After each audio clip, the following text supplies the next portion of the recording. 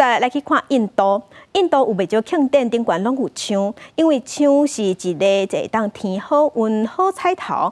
也毋过呢，这枪伫训练的期间，常常嘛传出讲这枪防苦度防冷滴，所以即马有动保团体就想出一个办法，用铁架啊来做枪的形象来代替真正的枪。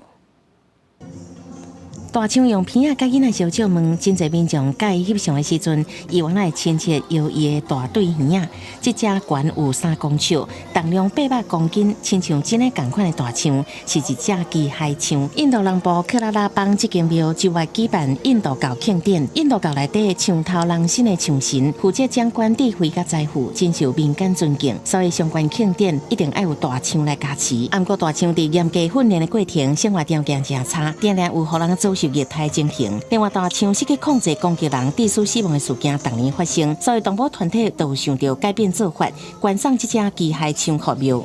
As per the Heritage Task Force reports, in last 15 years, 526 people was killed by the elephants used in Puram and other religious purposes. So to rectify all this, we introduced this mechanical elephant, that is the third mechanical elephant in Kerala.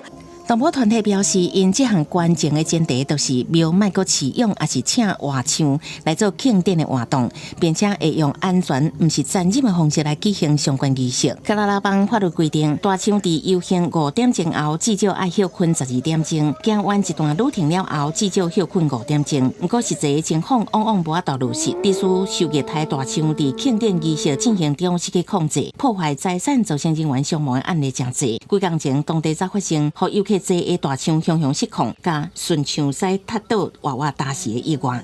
动保团体观赏机械枪，都是希望类似的意外莫阁重演。公司新闻詹慧敏编译。